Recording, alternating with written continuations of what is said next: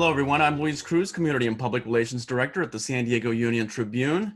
Welcome to this free Together San Diego Business webinar. Today's topic is Business Resilience, Small Business Resources for Relief, Reopening, and Recovery. This webinar will be led by representatives from the Office of the Small Business Advocate and California Entrepreneurship Task Force. It will highlight what small businesses have had to go through during COVID-19. That includes how some businesses went online to increase revenue by piloting new e-commerce approaches and technology, as well as built safe places for their customers that followed state and local guidance. This is an interactive webinar, so after their presentation of about 35 minutes or so, we'll give you an opportunity to ask our panelists some questions. Please type your questions in the Q&A field, not in the chat box. That's on the lower portion, right there on the lower right-hand portion of the toolbar. If you use the Q&A field, it will make it easier for us to keep track of all the questions. Okay, let's meet our panelists today. Isabel Guzman is California's Director of the Office of the Small Business Advocate and serves as the lead on the Entrepreneurship Task Force for the Governor's Office of Business and Economic Development. Prior to her appointment, Isabel was a consultant in technology commercialization and an entrepreneur who co-founded an advisory firm focused on helping small business contractors leverage government and private supply chains. Isabel previously served in the Obama administration as the Deputy Chief of Staff at the U.S. Small Business Administration. Don Berry is the president and co-founder of Public Benefit Corporation, Luna PBC. Luna PBC, a World Economic Forum 2019 technology pioneer, launched Luna DNA, an SEC-qualified health data sharing platform owned by its members. Don was an early Illumina employee and spent 12 years there serving in multiple market development roles, including as an executive. Don was San Diego Business Journal's 2017 Businesswoman of the Year, a TEDx San Diego 2016 speaker, and is board chair of the Alzheimer's Association San Diego and Imperial County. Isabel and Don, thank you so much for joining us. Thank you for having us. Thank you very much. All right, this is going to be a pleasure, and we have a few other guests, which then I will let you introduce as the program goes along, and I'll let you take it from here, and I will be back to help with the Q&A. Thank you so much, Luis, and thank you everybody for joining today. Happy Friday to you.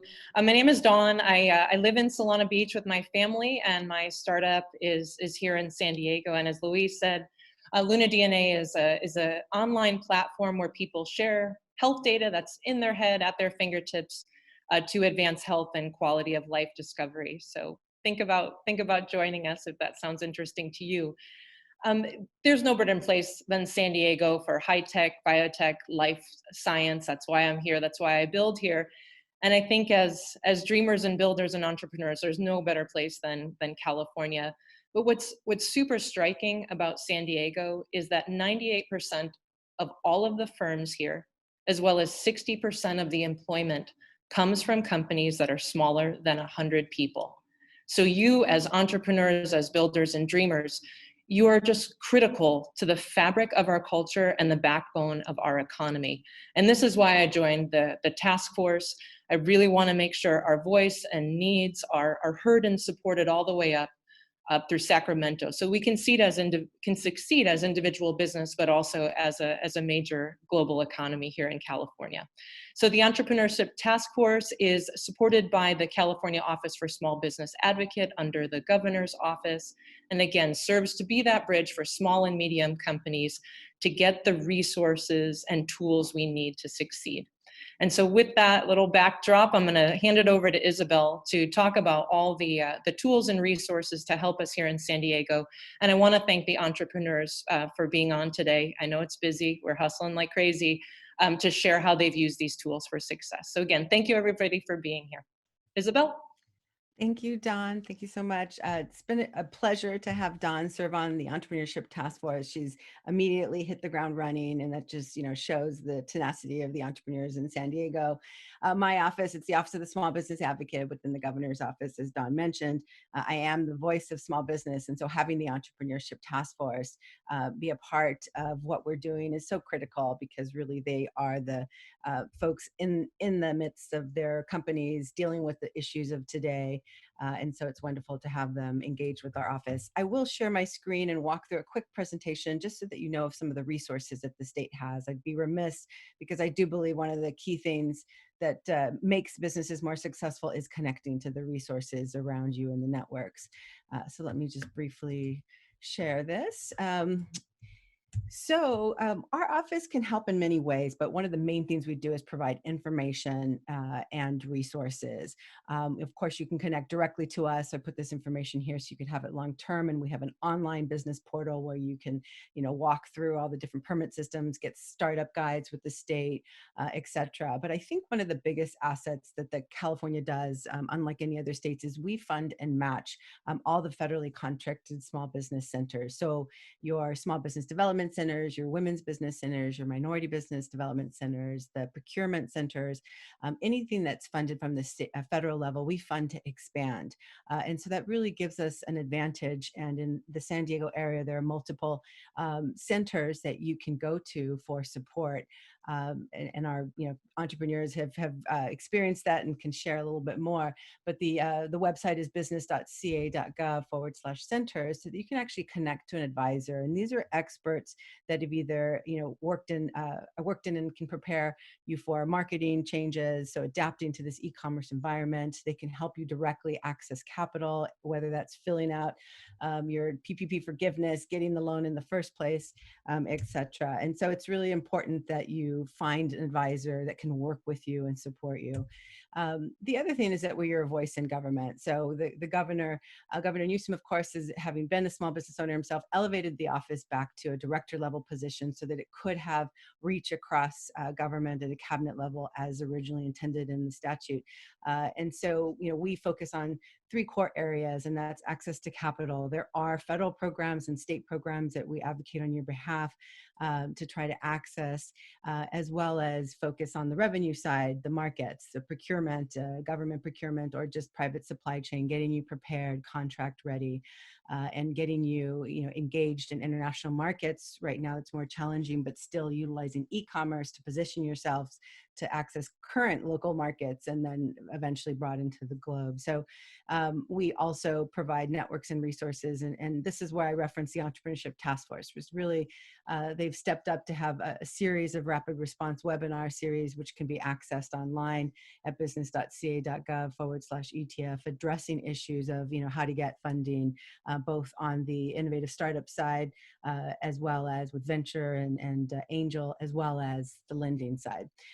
So there are resources for you across the board, however, your business is positioned. If you're looking at startup launch or growing and scaling your business, you should definitely reach out and connect to the resources available.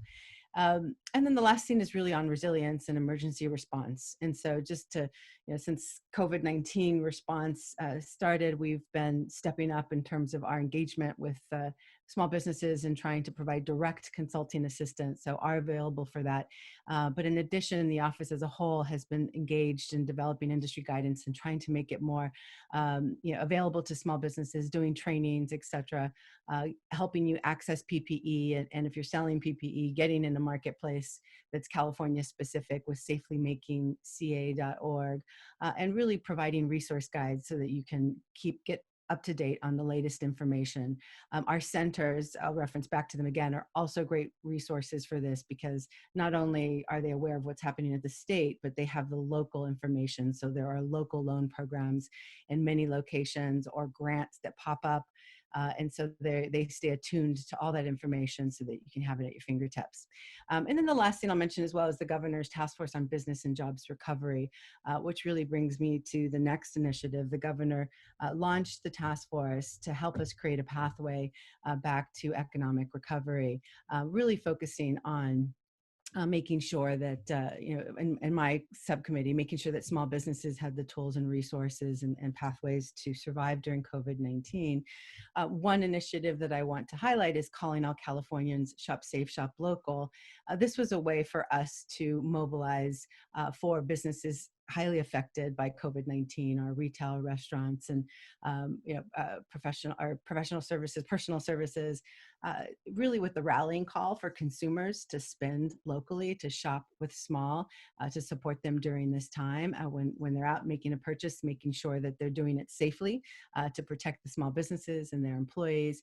But on the other side of it, providing all the resources and wraparound services that small businesses would need to get their businesses operating safely in this environment, to access the PPE or get the loans that they need, and try to provide some free and discounted offers to help them get more tech savvy and acquire the technology that they need to go more digital or go cashless or whatever the necessity is to try to improve the safety environment as their consumers come into their shops. So there are over 22 corporate partners and 40 offers. And while the campaign was a month-long period for the rallying cry to shop small, of course, it's something that we need to continue throughout this disaster. And so the site stays active. All the tools, all the corporations agreed to extend their offers. You can go get a free website from GoDaddy. You can get 4 free ads from Nextdoor to really try to increase your engagement with your consumers during this time. So I encourage you all to go to business.ca.gov/Shop Safe, Shop Local, or just go to the website that I've referenced and you will find all the tools.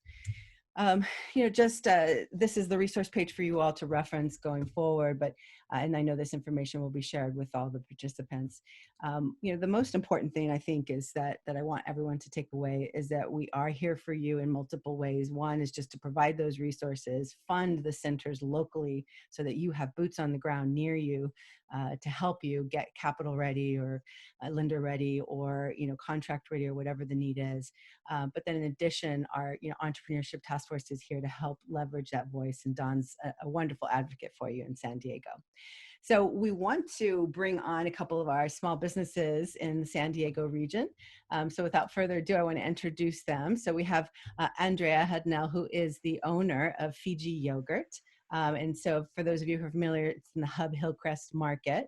And they provide frozen yogurt and desserts. And actually, Andrea purchased it back in 2018. So recently, to sort of preserve that neighborhood staple that she loved and wanted to support. Originally from Chicago, we're really lucky to have her here in California. And then Rodnia owns a restaurant with her mother, and actually Maria Rosario Sotelo, excuse me. They actually started in a driveway, and their food, El Borrego, which is lamb, was so popular that everyone drove for miles. They finally opened up a restaurant, and so that's El Borrego restaurant, which is in City Heights. And so we're pleased to have both of them here today, just to talk about what's been going on during COVID. We know this pandemic is like nothing else we've ever seen before, but it really has taught us an incredible amount. And as small businesses, you expect the unexpected, constantly adapting to new market demand and realities. So I just wanted to have Rodnia and Andrea introduce themselves, tell us a little bit about their businesses, and share what they've done to adapt in the past few months. So if you want to go first, Andrea, please. Good morning, everyone. Yes, so my name is Andrea. As Isabel said, I purchased Fiji Yogurt in Hillcrest back in 2018, and it was such a cute family neighborhood-oriented place where people came in and really just had a good time, and I wanted to continue that, and we did. People come in, and before COVID, people would come in and play games. We watch Jeopardy. They bring their families. We cater to local elementary schools and high schools on certain days. So people, kids would wait for us to show up and have lines down the soccer field waiting for their yogurt. And that's what Fiji Yogurt is. It's that neighborhood spot where when you come in, I remember what you like, because I paid that much attention to the customers. And we miss having you guys in the shop.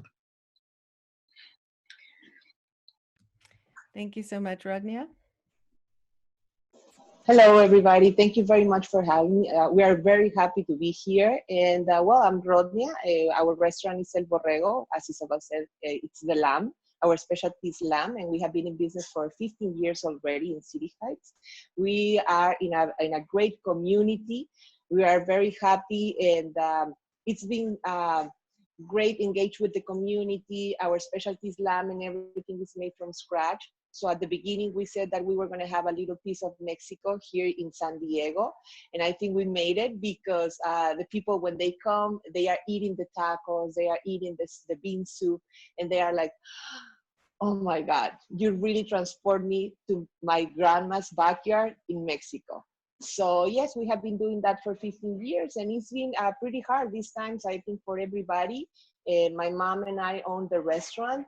And first of all, when all this happened, you know, we didn't know how to start, and we made some changes in order to adapt whatever is going on. But that's a little bit of our story. Thank you. Thank you both. Well, throughout COVID-19, there have been stories of resilience, and in talking to you both, I know that you've both tried to persevere in the face of this extreme, you know, financial and personal hardship. And so, you know, during a recent virtual trip I took for a podcast series we did, I spoke with multiple small businesses up and down the state. And the theme that we kept on hearing repeatedly was the community rallying around the business owners, because small businesses are such a unifying force in our neighborhoods. And you both referenced the neighborhoods that you're in. They are where we gather to feel part of community. You know, what was the biggest or your favorite example of how that community spirit has helped you now during this pandemic in terms of, you know, the community rallying and supporting your business during this time? Rodnia? Well, in our case, when all this started in March, like a week later, maybe the end of March, I received a phone call from our customers. And one of them was Brandon, and he said, hey guys, how are you doing? And we said, well, we're kind of sad, we don't know where this is going. They said, hang in there. And I just want to call you to let you know that I want to donate. I need a gift certificate. And I was like, oh, Brandon, thank you so much. Okay. So I was doing the payment, I was processing the payment, and I said, okay, for how much? $300. And I was like, oh my God. And then another phone call from another community member. Hey guys, how are you doing? It was Aaron. He said, okay, hang in there. I'm going to buy a gift certificate for $100. And then for $200. And then that was the way that everybody was responding. So we were like, oh my God. And they come and they order 2 or 3 times a week, but they are not using the gift certificates. So that's how the community has been supporting us. It was amazing. That's amazing. And that's really what we were trying to rally folks to remember, is that their favorite spots, because I know both of you have favorite spots in the neighborhood and need that kind of support. Andrea, was there anything specific that you want to reference? Absolutely. When we first, in March, we had to close for a few weeks because we didn't know we had gotten the word from the county that, you know, the restaurants needed to close up. We were shutting down. So we did that. And I was still there at the shop every day, just cleaning up, I don't know where else to be. So I would be there. And I have a customer named Patricia, and we sell yogurt by the quart for to go. And she came every other day and would buy all the quarts that I had. And I would make more quarts, and she would buy all of the quarts and deliver them to everyone that she knew. And then she would take orders from other people and come back and buy more quarts. And she's been doing this since the pandemic started. She's been coming back, buying quarts for the community. And she's been so awesome. It's helped so much. And we've had other customers. Everyone that comes in, they're just not come in because we've had to change the way that we set up. So everyone that comes by, they're just like, thank you so much for being here. Thank you for being open. And even with this coin shortage, we have customers that are coming and paying with rolls of quarters and rolls of dimes so that we have change, because we can't get change at the banks. So the community has rallied around us to help.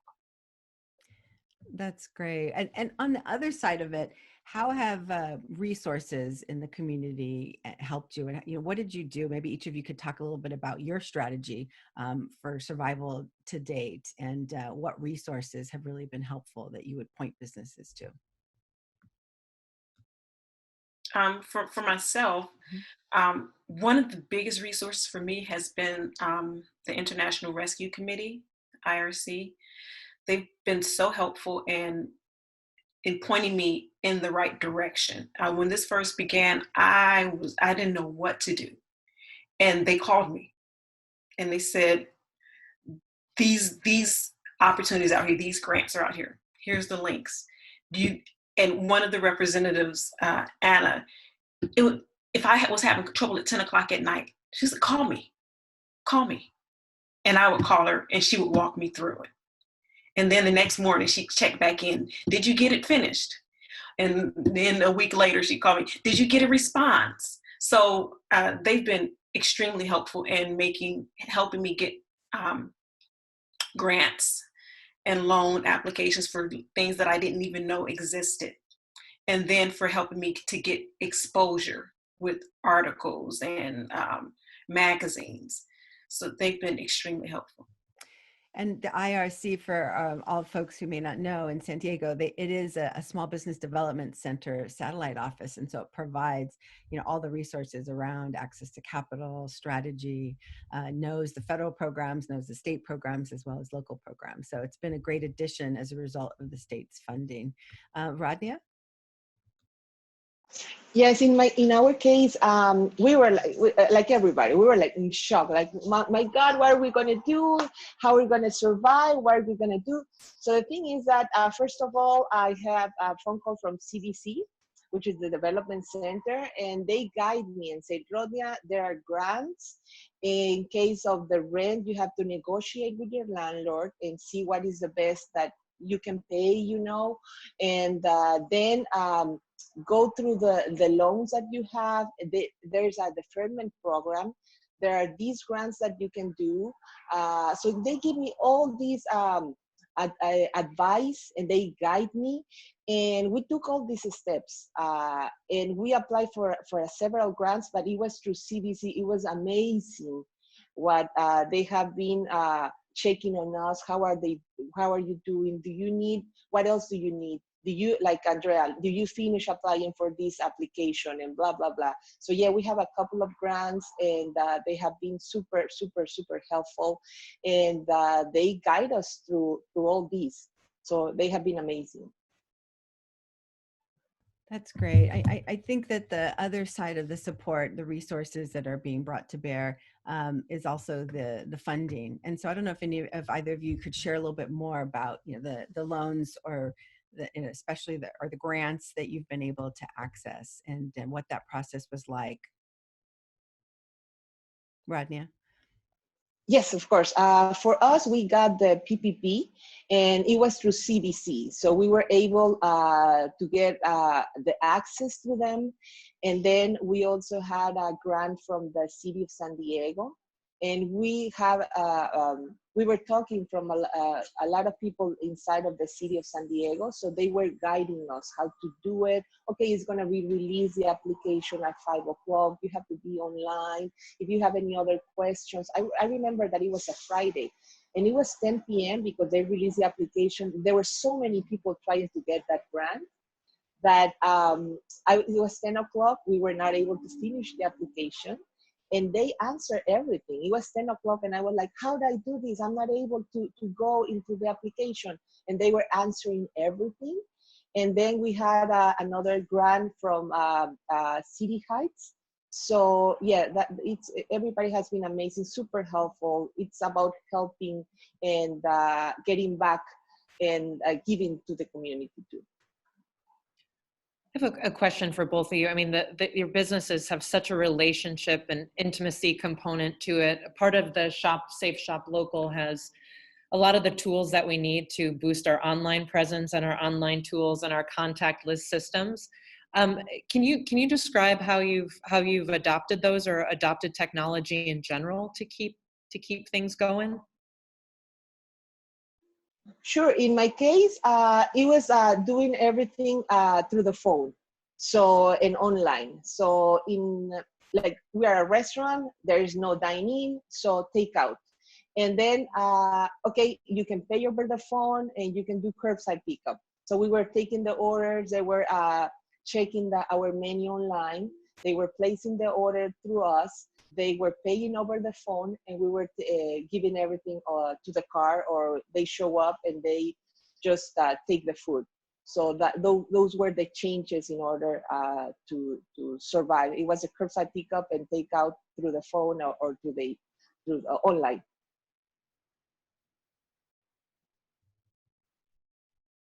Yeah, and for myself, because we are frozen yogurt, it's not so easy to transport, but we have, we update our menu quite a bit more now online. So before we had standard flavors that we would keep online, but now we update the flavors every time something changes, because so that people have the opportunity to get, maybe cotton candy wasn't always on the list, but this week we have cotton candy and we want you to know that we have it and you can order it online or you can come and pick it up. And we're using DoorDash and Uber Eats and our own online ordering system.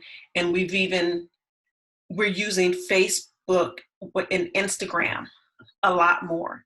We also feature local artists at our shop. So we're featuring those artists on our Instagram page so that we can continue to help them sell their artwork through our shop.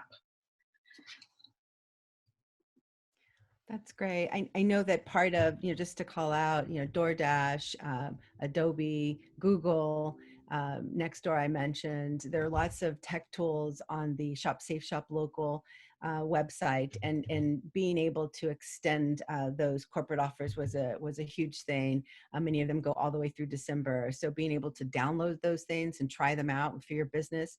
I think one of the biggest things, and I'm curious what you all feel, and Dawn as well, in this new age of technology, what's hard to transfer is that neighborhood feel that we talked about before. And I've heard some creative measures that some restaurants are taking in Los Angeles. For example, one recently told me that in addition to packaging their food to go, they were going to add some playlists because they play certain music in the restaurant. So trying to recreate that vibe, or send home recipes, or just do other things to engage with their consumers online in a new way. And I'm just curious if either of you have found challenges trying to relate to consumers without that, face-to-face experience, and what you're thinking about. Certainly from I would say the high-tech biotech side, the fact that we're not going to conferences like we used to, and meetups and symposium, et cetera. I think as an industry, we're all still trying to figure out how to move all of that to virtual, but doing the best we can with Zoom and sort of the era of the online meeting and online events. And I think, to be honest, we're all still figuring that part out, how to increase that intimacy. But of course, you have to over communicate now, because you can't rely on the old ways. So that's been quite an interruption, I would say, to a space that really relies on a lot of conferences and information sharing and getting together and doing deals and shaking hands. So I think we're all still figuring that out, to be honest. Yeah. How about Rodney or Andrea? Yes, it's been difficult to recreate that vibe. I would say, especially for us at a yogurt shop. Yogurt really is we were leaving dinner and we stopped for dessert, or we just got to pick the kids up from school and we're on our way home. So it's a more spontaneous thing.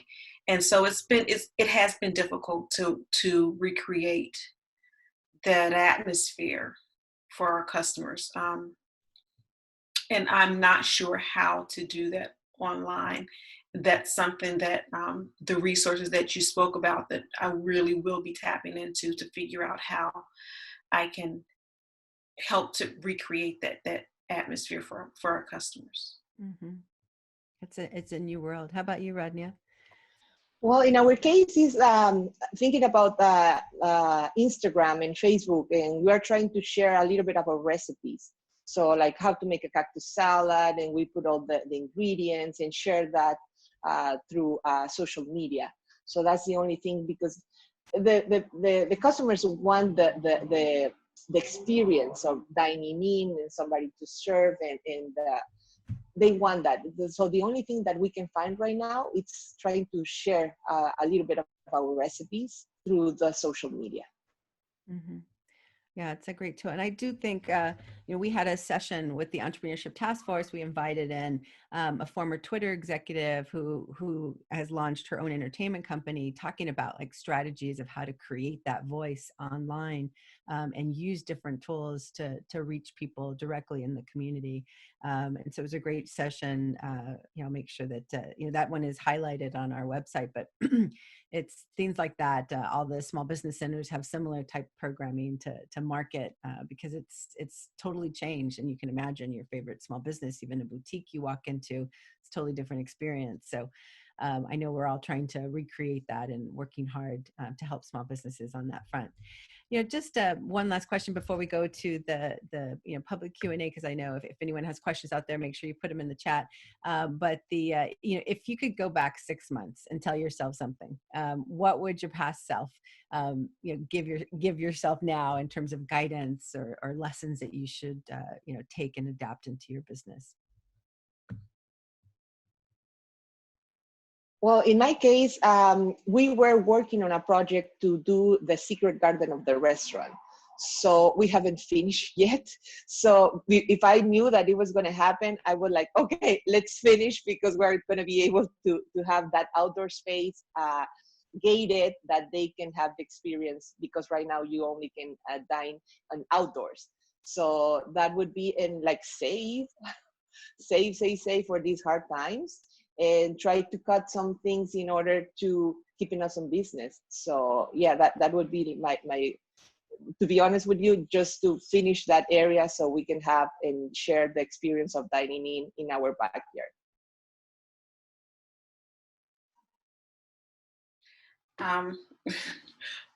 For myself, I would have told myself that to expect that anything is possible. We can actually have a pandemic, social upheaval, and aliens all happen at the same time. So yeah. But as far as what I would do different, remind myself that I can't do everything myself, and really started relying on my network and building that network earlier, because it's meant so much now. But if it were stronger, I think we would be in a better place right now. I don't know, Dawn, if you want to add any closing thoughts. And I know Luis. Yeah, no, I think, for us, that pivot to everybody going remote, I mean, we certainly did that very effectively, but, having those communication systems, making sure everybody had the right home office space, all the equipment that they needed. There was a little bit of, I just say friction between the time of everybody going home and then realizing I need my stand-up desk, or I need a proper chair, or I need the proper equipment. So if we had known this was coming, probably would have got everybody's offices set up a little more effectively before we had to. Well, thank you all so much. I know Luis has more questions potentially. I do. As Pamela Razzo mentions, amazing women panel. Great to see everyone this morning. I agree with Pamela. She asks, this is for Andrea and Rodnia, what motivates you both to keep going? For me, is my customers. My mom, she's 72 years old. She still is here working, and to see that they are able to enjoy a meal and that they say how wonderful it is and that it's transporting them to Mexico and they love the flavors, that's what's keeping us in business. And to have that reaction of our community, seeing that in these hard times they are supporting us, that's amazing. It's like, oh my God, we are in the right place. We have the right community. That's perfect. So let's just keep the doors open and let's continue what we know, how to do. So. How about you, Andrea? That's great. What a spirit. I would say the same thing. My customers have been, it's like I said, we're a staple in the neighborhood. And when our customers come by, some have almost been in tears because they're like, I'm so glad that you're here. I'm so glad that you're open. And added to my customers, my employees are really important to me. And to keep them employed and to keep them having a livelihood is important to me.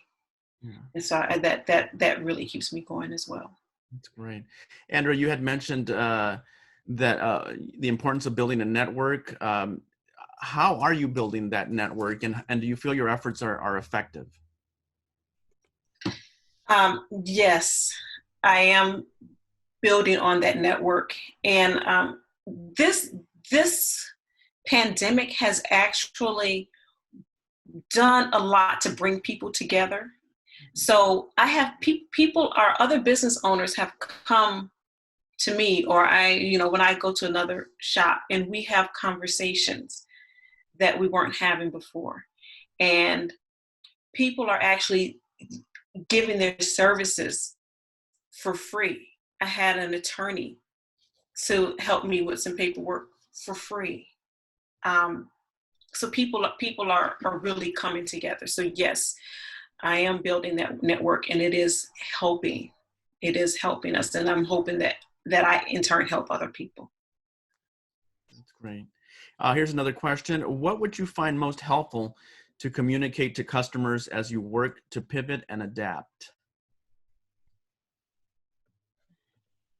And I'm definitely interested in that in terms of, what you find customers want to know about your safety changes too, like how you've implemented the industry guidance. Are people asking questions about that in terms of the measures you're taking for safety? Yes, absolutely. We are like cleaning doorknobs and sanitizing every area as soon as a customer comes. Sanitizer, using the face mask, and using the gloves. In fact, we are enrolled in a program called Great Plates that we are feeding seniors, and we are sanitizing everything. And we are very happy because these seniors are not able to go out and eat. So we are feeding them with the nutritious plates, breakfast, lunch, and dinner. So we are, like as I told you, sanitizing everything every 4 hours.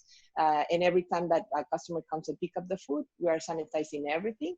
And the kitchen is spick and span. And those are the things that we are following all the guidance from the authorities. Right. Andrea, would you like to answer that, or?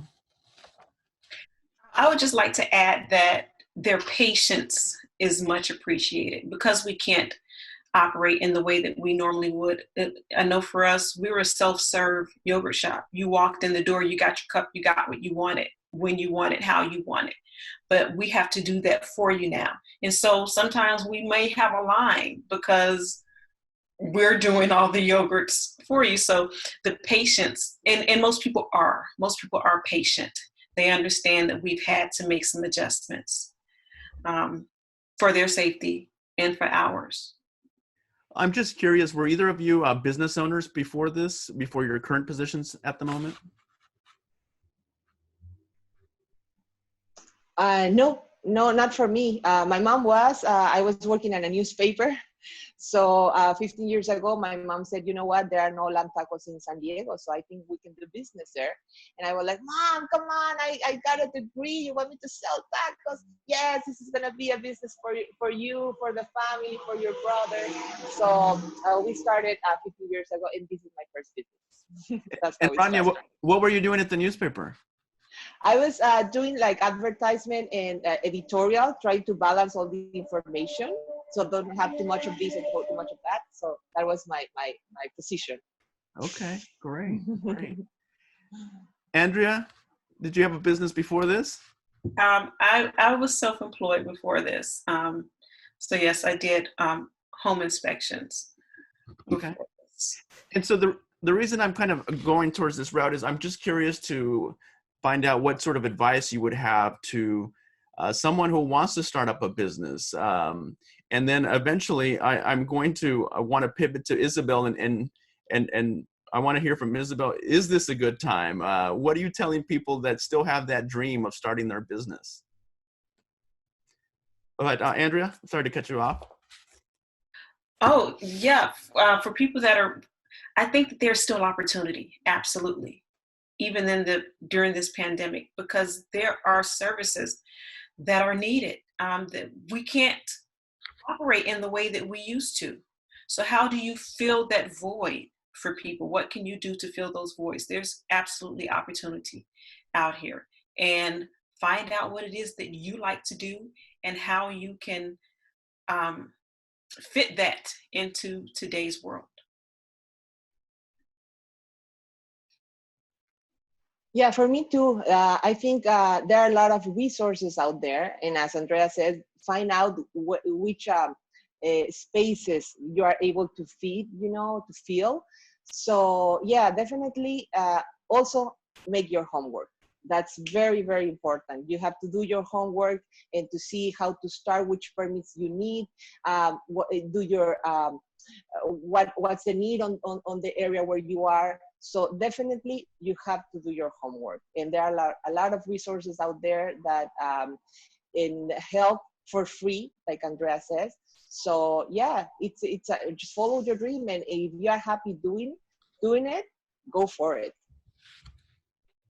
Yeah, and I know, I mean, this is specifically what the Entrepreneurship Task Force is signed up to join us to work on. I mean, and that's supporting future generations, emerging entrepreneurs in achieving their dreams. And so, we know that tons of businesses have started and been successful during recession.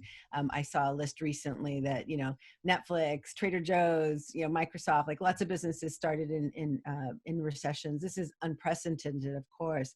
Chobani started in the last Great Recession. I think what the challenges are, and I think, Rodney nailed it in that you need to do your homework. So extra care in making sure you assess the marketplace, like interview potential customers, know that it's the right time before you put anything on the line, and really seeking the resources around you, because now more than ever, you need that added advantage, and networks, resources, free advisors that exist, give you that.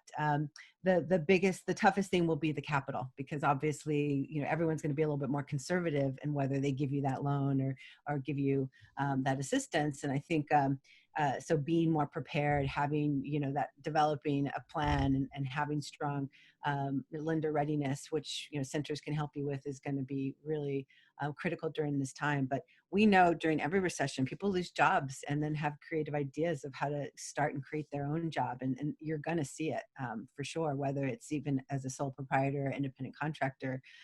People have initiative and, a will to survive the pandemic. And so that you're going to see a lot of, startups happen, just like we saw during the last Great Recession, and especially from communities more highly impacted. So the past several years, women entrepreneurs have been opening at higher rates than others, and specifically African American and Latinx. And so you'll continue to see those trends, as those are the ones who have to find replacement. And I don't know, Dawn, if you want to add to it, since it's the focus of the task force too. Yeah, no, I think leverage these resources, find that fit, like Rodney has said. There's a lot of new needs right now that we have to dive into. And I think, in San Diego, we're the the smallest big metro that there ever has been. I think we all have a desire to, again, shop local, support our small business, support the visionary entrepreneurs that we believe in their spirit and their values. I think this is a great place to get started. Maybe it takes a little more bravery than before, but it's a great time to get started. Interesting. Andrea and Rodnia, how have you been promoting your businesses and marketing your businesses? How are you letting your customers know, hey, I'm still open, come by? In my case, it's Facebook and Instagram, definitely. Mouth-to-mouth recommendation, of course. And also, we have been engaged with our community. So all these nonprofit and organizations that are around us and trying to make a better community and a nicer neighborhood, they have been, like Andrea says, people doing in our neighborhood, printings like, yes, we're open, takeout, so they give us that for free. So we are posting the banners outside of the restaurant, let them, everybody knows that we are still in business and the doors are open. Great. Yes, and the same here. Facebook and Instagram for sure, letting people know that we're here, we're open, we're, what our new flavors are. And we've also been active in updating our presence with the San Diego Chamber of Commerce. And there's a Black San Diego Chamber of Commerce. And we have a lot of different networks that I've made sure to update to let people know that we're here and we're in business, because those are being used a lot more right now because people want to support. Right. And so they're looking for places to support. And one thing I would add too is, from the Shop Safe, Shop Local, I know that there are at least 2 deals that would apply, and that's the Nextdoor for free ads. They just started a small business tool, or a business tool, so that you could actually promote to all the neighbors that are on Nextdoor, and then Google as well. Those are the 2 that I can think of right off that are advertising. I believe a DoorDash is on there and a bunch of others. So I would encourage businesses to explore that as a starting point, and then just connect with an advisor to know how to market your business. And this is a question for, I suppose, everyone on the panel this morning. Are you part of any networking or support groups for small business owners?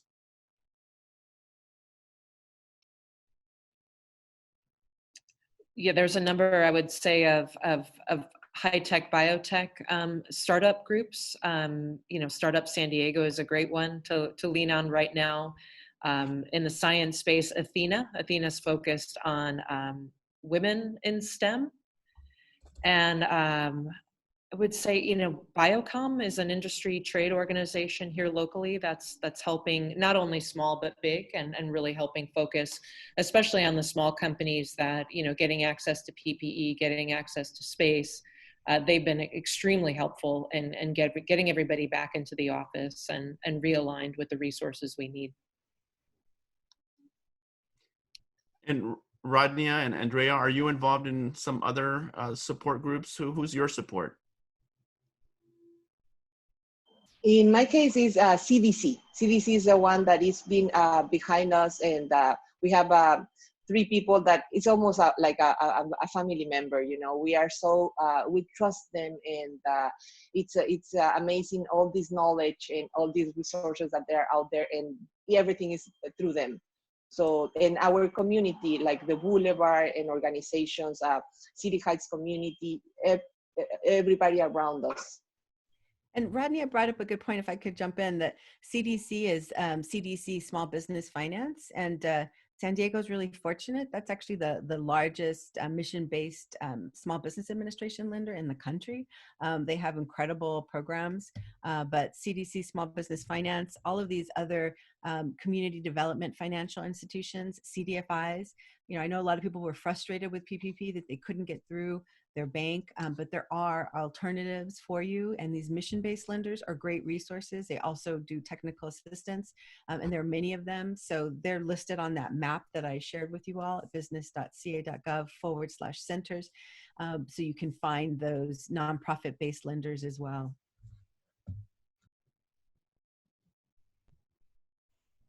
Yeah, Andrew.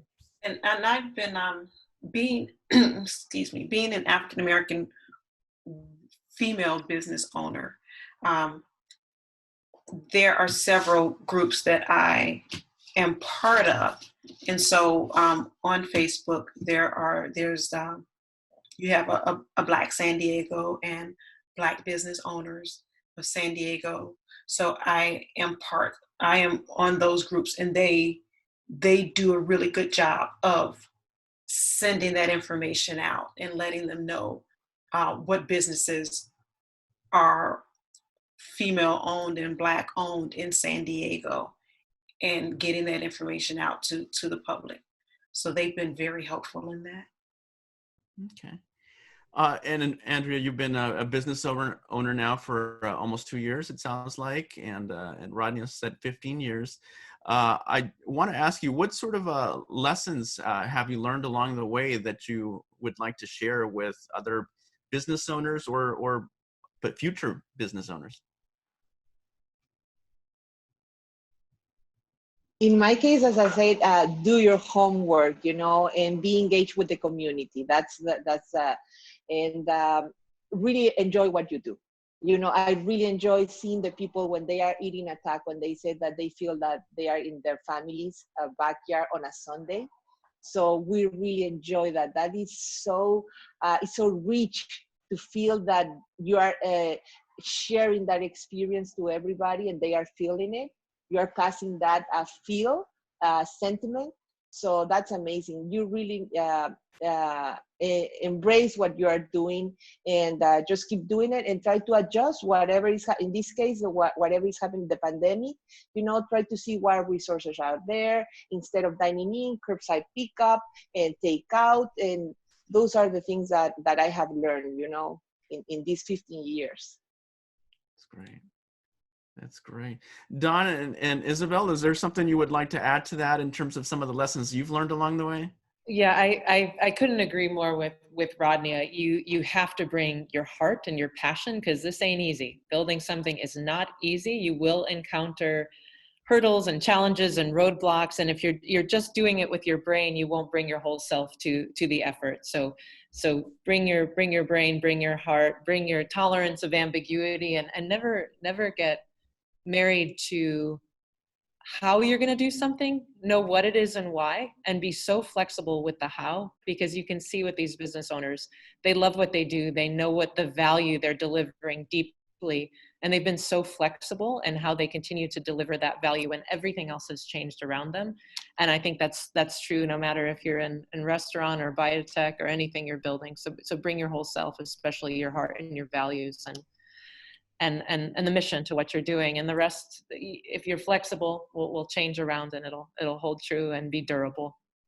Right. Yeah, I think that the overarching theme is change, but that willingness to change and really pivot your business, which just means figuring out what other products or services could fit that you could do and do well for your community, and if that's what works during this time, do it. You saw lots of distilleries shifting to hand sanitizer. We've seen daycare switch to like online specialized classes for kids. Like there's lots of you can never exhaust the possibilities if you are able to be willing to change and be creative and figure out what could work within the business structure you have, and get help.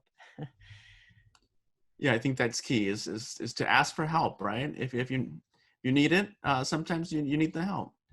Andrea, is there anything else you'd like to add? Just to be persistent. Be persistent. There will be hurdles. There will be all sorts of things will come up, but learn to work with it, around it, under it, over it, but to be persistent about it. That's good advice. All right, this is a last opportunity for questions to try to get them in there, so I'll try to squeeze them in. I have very important questions for Andrea and Rodnia. When is your where is your business? What are your hours? And when can I? How can I? Do I order food through the phone, through an app? How do I go about doing that? And what's your social media handles? We can all follow you. Yes, in my case, it's El Borrego restaurant. It's at 4280 El Cajon Boulevard in San Diego. And our phone number is 619-281-1355. We are on Instagram, like El Borrego restaurant. And Facebook, it's El Borrego San Diego, SD. And our hours are from 8 in the morning till 4 o'clock, from Tuesday to Sunday. And I guess maybe in a couple of weeks, we're going to have an outdoor seating area that we're going to be able to cater from 40 hour. Right now, the space is for 100 people, but with the pandemic, we're going to be able to cater for 40 to 50 people. So we are really happy. It's a wonderful space. It's an outdoor seating, string lights, wood, secluded, and it's gated, which is the most important. And thank you very much. It was great. That's great. Andrea, why don't you tell us a little bit about your business? I think you double clicked there. There you go. Oh, there we are. We're located at 1010 University in Hillcrest, next door to the CVS. Our hours are Monday through Friday, 1 p.m. until 9 p.m. Saturdays and Sundays, 12 p.m. until 9 p.m. Our phone number is 619-297-0830. Yeah, and the reason I ask is I live down the street, so I live over in the college area. So I'm gonna have to drop in for some of my favorite Mexican food and then stop by for some dessert. Absolutely, we'll be Great. waiting for you. I've got my weekend planned out.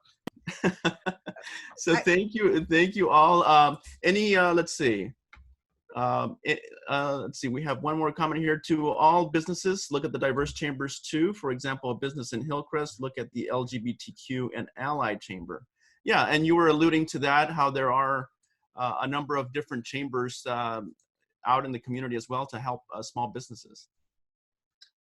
Yes, absolutely, and we do, and we do partner with a lot of different organizations in the LGBTQ community as well. So yes. Great. Before we go, is there any final thoughts from anyone? Well, I just wanted to, say that this has been great. And, one Q&A that came in was not really a question, they said, but they wanted to say that this inspires them to keep fighting for their business. And really, that's what keeps me going. This has been a marathon. And, in terms of my office, my staff, super overwhelmed and impacted, working crazy hours, but really it's about the small businesses. And if we can help one person connect to resources, connect to capital, or just be inspired, then, I feel, very rewarded. So thank you all for joining us today. I couldn't have said it better. Thank you all again, Isabel Guzman, Don Barry, Rodnia Navarro, and Andrea Hudnell. This has been a very inspiring session. Thank you all, and I wish you all the best of luck. And I will definitely try to stop in and order some food this weekend. So thank you all, and again, thank you all for this very inspiring session, and thank you all for this great information today. And thank you to everyone who joined us this morning. This Together San Diego Business webinar will be available on the Union-Tribune's YouTube channel under the Together San Diego Business Seminars playlist. Have a great day and have a great weekend, everybody.